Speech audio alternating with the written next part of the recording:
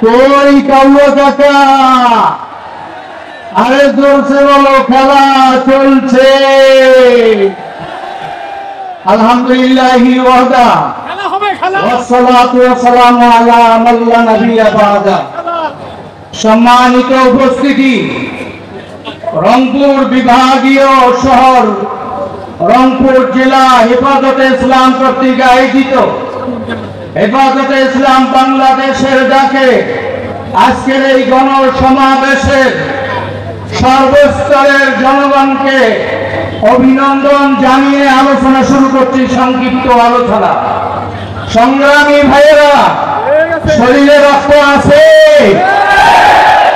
রক্ত কে দিয়েছে? জোরে বলেন, কে দিয়েছে? দিবেন কাকে? কাকে দিবেন? আমি দায়িত্বহীন কণ্ঠে বলতে চাই, বৈষম্য বিরোধী ছাত্র আন্দোলনের মাধ্যমে দেশের সর্বস্তরের জনগণ একমত পোষণ করে মাঠে নেমেছিল, কিন্তু স্বাধীন হয়েছে 5ই দ্বিতীয় স্বাধীনতা বাংলাদেশের 5ই আগস্ট। কিন্তু শুরু হয়েছিল 13 সালের শাপলা চত্বর 5ই মের মাধ্যমে। কথা বলে বিঘ্নবিধি, যেই শাপলা চত্বরের ইতিহাস বলতে গেলে ঘন্টার পর ঘন্টা লাগবে। আমাদের দেশের তথাকথিত রাবিয়া বসরি, যিনি কোরআন না পড়লে কোরআন নিয়ে নেটের মধ্যে পিকচার দিয়ে বলেন, আমার কোরআন পড়ে ঘুমে যাই, আমি কোরআন পড়ে আমি সকাল করি। আমি বলতে চাই, ওই ফ্যাসিস্ট হাসিনা বলেছিল শাপলা চত্বরে একটা গুলিও চালানো হয় নাই। হেফাজতের লোকেরা রং মেখে শাপলায় ঘুমিয়েছিল। আমাদের দেখে পুলিশকে দেখে তারা উঠে পাড়ায় দৌড় মারছে। কথা বলেন বিঘ্নবিধি। মিথ্যার সীমা থাকে, মিথ্যার একটা স্তর থাকে। আমাদের দেশের এই খুনি হাসিনা এত মিথ্যা জানে, মিথ্যায় মানে হয় পৃথিবীর মধ্যে 1 নম্বর পিএলসি করেছে।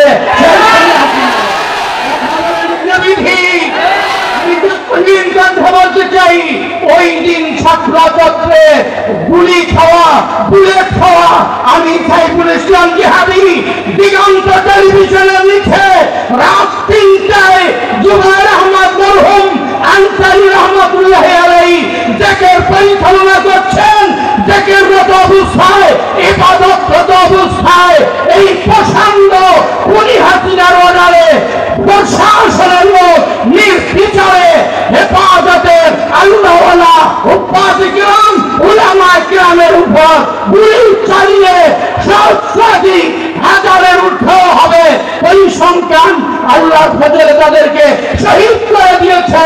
তারপরে বলেছেন একটা গুলি চালানো হয় নাই। যারা অন্যায় করে নিজেকে আবার পরহেজগারির ঘোষণা করে, আজকে কোথায় আপনি?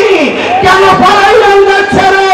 আসুন, যদি বুকের সাহস থাকে আসো বাংলাদেশে, তোমার সঙ্গে উলামায়ে কিরাম খেলায় নামতে চায়।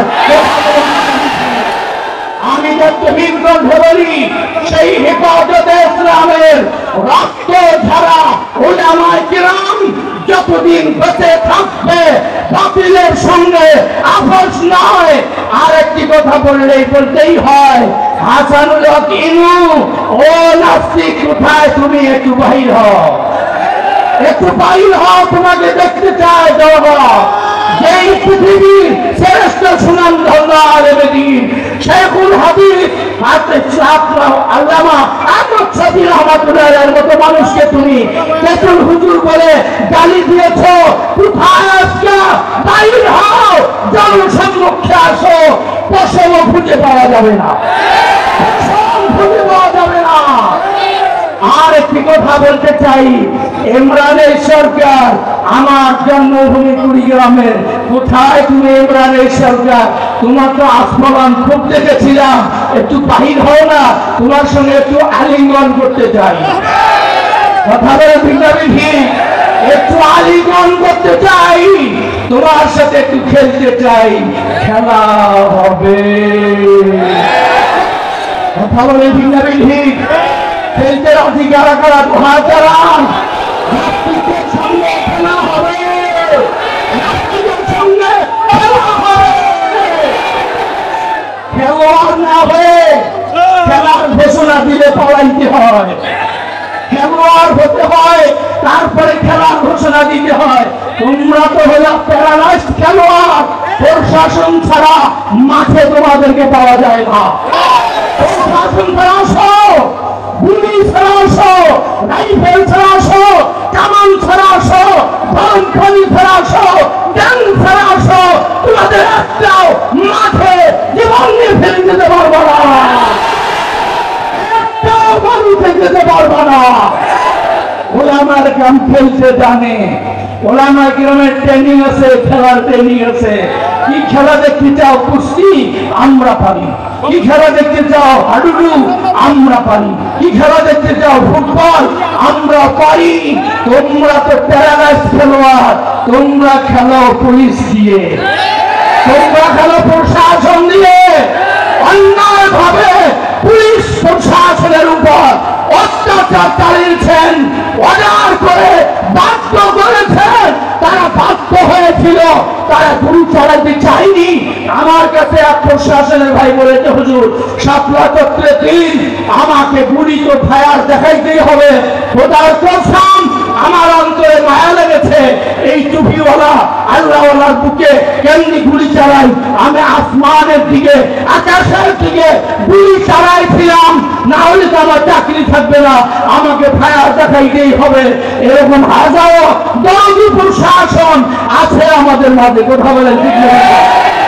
কিন্তু লা তাআতালি মাখলুকিন ফি মাসিয়াতিল খালিক, যেই প্রশাসন তারা থেকে দালাল ছিল সরকারের, তারাই নির্বিচারে নিরীহ উলামা কেরামের উপর গুলি চালিয়েছে, ইস্তিমরুলা চালিয়েছে, দাড়ি ধরে লাঠি মেরেছে, বুক ছুটা দিয়ে বুকের উপর পাড়া দিয়েছে। আমার চোখে শাপলা চত্বরে দেখা, আমার চোখে শাপলা চত্বর দেখা। কথা বলেন ঠিক না ঠিক? আসুন সংগ্রামী ভাইয়ের আমার, দুঃখে গর্জা ফেটে যায়। দুর্নীতির চরম সীমায় পৌঁছে দেশের টাকা লুটতরাজ করে বিদেশে পাচার করে আর দেশে থাকার সাহস পায় না। কথা বলেন ঠিক না ঠিক? যারা স্বচ্ছ অন্যায় মুক্ত তারাই পরে বুকের বোতাম খুলে দিয়ে ময়দানে ঘুরে বেড়াইতে। বুঝে গেল তোমরা যেহেতু পালাও, তোমাদের মতো চোর গুন্ডা বাটপার আমাদের জন্মের পরে অদ্যাবধি আমরা দেখি নাই। কথা বলেন ঠিক না ঠিক? ওয়াজের মাঠে বক্তাদের মুখ থেকে মাইক কেড়ে নিয়ে লাঠি দেওয়া হয়েছিল। জানাজার ইমামকে তকবীর দিতে দেওয়া হয় নাই, কর্তান হয়ে জানাজার মাঠ থেকে অ্যারেস্ট করা হয়েছিল। এই ছিল খুনি হাসিনার বর্বরতার সিস্টেম। কথা বলে ঠিক না ঠিক? আসুন আমার ভাইরা, উদাত্ত আহ্বান জানাই, আগামী দিনে হেফাজতে ইসলাম বাংলাদেশের ব্যানারে আমরা জীবন দেওয়ার প্রয়োজন হলে জীবন দিতে রাজি। কারা কারা কারা কারা? আল্লাহ আমাদের কবুল করুক। পরিশেষে শাপলা চত্বর থেকে নিয়ে 5ই আগস্ট 2024 এই আন্দোলনে যারা শাহাদাত বরণ করেছেন, সকল শহীদ গানের রুহের মাগফিরাত কামনা করে আপনার কাছ থেকে বিদায় নিচ্ছি। আবারও বলি, খেলা চলছে। কথা বলেন ঠিক না ঠিক? খেলা হবে। স্মার্ট বাংলাদেশ